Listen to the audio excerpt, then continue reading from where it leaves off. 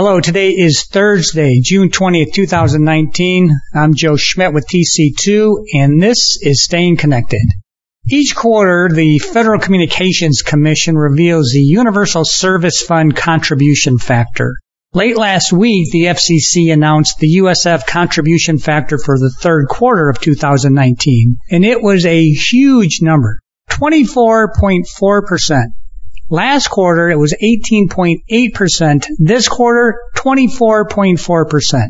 To explain what's going on with USF, and more importantly, what enterprises can do about this hugely burdensome hit to their telecom bills, I'm joined today by my colleague, Andrew Brown. Andrew is the managing partner of LB3 and the chairman of TC2, and he has been working on USF issues for enterprise customers for well over a decade.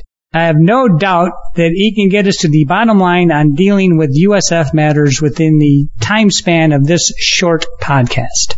Oh, I like that. From 0 to 24.4% in 8 minutes or less. Staying Connected is a high-velocity podcast, so buckle up. Okay, seriously, Andrew, why is the USF factor so insanely high, and why the huge jump from 18.8 to 24.4% just this quarter?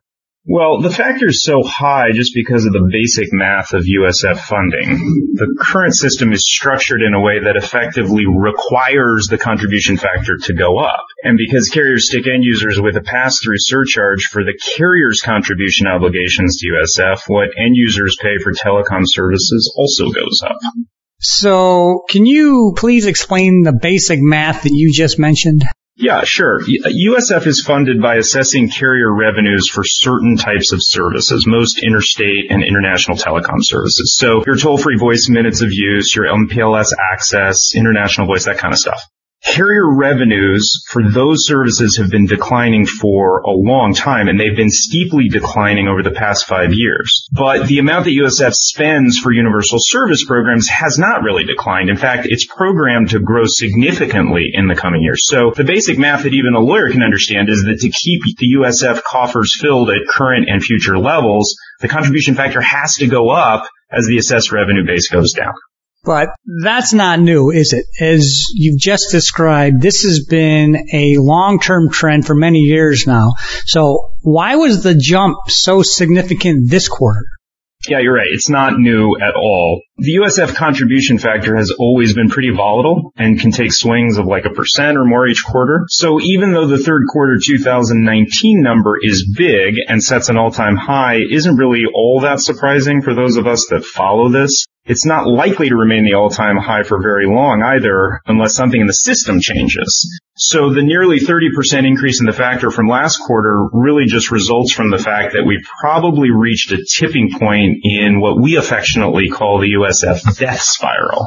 Assessed revenues are shrinking so quickly and expenditures are likely growing that 0.5% or 1% increase from quarter to quarter just isn't going to be enough to make up the funding requirements anymore. The jumps are going to get bigger. And a 29 or 31% contribution factor in the future, if things don't change, that isn't some chicken little the sky is falling rambling of an insane telecom lawyer. It's the basic math I just talked about, and it's coming. Wow, that's crazy.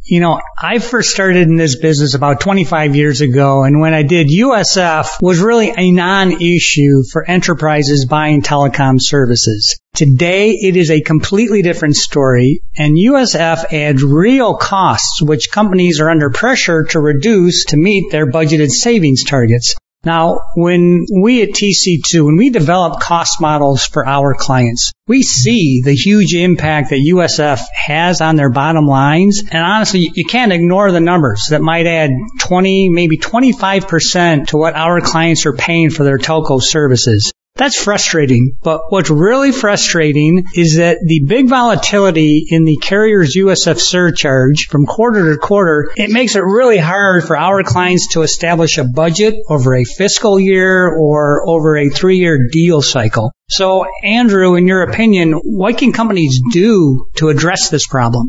Yeah, it's a big issue for the reasons you pointed out. One appealing approach is just to opt out of the current assessment scheme by purchasing services that aren't assessed USF. So, for example, carrier revenues for consumer broadband internet access are not assessed USF, and the carriers don't pass through any USF surcharge on those services. With the uptake in SD-WAN and internet-first strategies by enterprises, we are seeing enterprises move to a network services model that partially, sometimes significantly, substitutes basic internet access for more expensive forms of access like MPLS. And even though there are some real technical justifications for evolving your network with SD-WAN and internet access, there are also a lot of cost savings that are significant from switching the underlying access model. And those cost savings, at least for now, are even more significant because they don't include assessments for USF. But moving to a different access form because of regulatory fee issues, what we call regulatory arbitrage, is really not the way companies want to make network architecture decisions or even their long-term financial decisions, because there's always a risk that those services will be assessed in the future. So if you move to a different access model solely to avoid regulatory charges, you may end up moving services to avoid assessments only to find they are assessed later. Okay, so what else can they do? Well, it's important that our clients and listeners understand that the current system that they are paying to support and that they will pay more and more to support doesn't have to be the system for funding USF. The FCC has been considering alternatives for many years now that could create a more stable, predictable, and fairly funded USF system. But that system will never be adopted unless decision makers in Washington hear directly from enterprise customers that they actually care about this issue and that they cannot continue to support a program that is imposing significant costs on their bottom lines and that directs money away from investment in their products and businesses and their own networks. Otherwise, we're looking at a scenario where businesses will be required to kick in even more to fund this system because they are viewed as the deep pockets USF needs to keep the money flowing to the carriers. And let me just say that the FCC hears from carriers and recipients of U.S. funding almost every day, not so much from businesses that have to pay for this system. All right, so clearly the prospect of even greater contribution obligations, that's pretty scary. But how do companies do that? How do they get their voice heard? Most of our clients are managing their networks and their budgets, and they don't spend their time working on policy issues in Washington, D.C.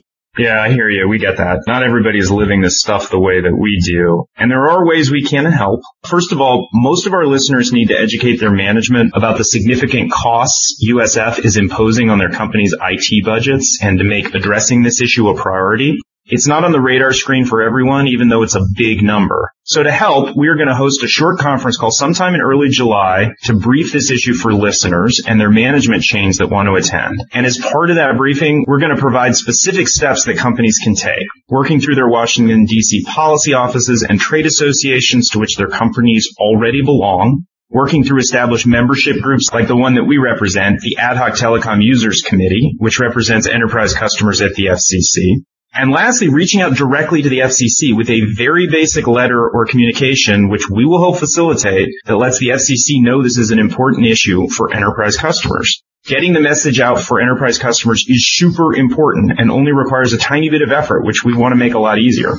Okay, that's excellent, and thanks so much, Andrew, for your insight. Now, be on the lookout for a communication about this upcoming briefing and USF action plan. And Andrew, I assume folks can reach out to you if they are interested in more information about USF and the Ad Hoc Telecom Users Committee?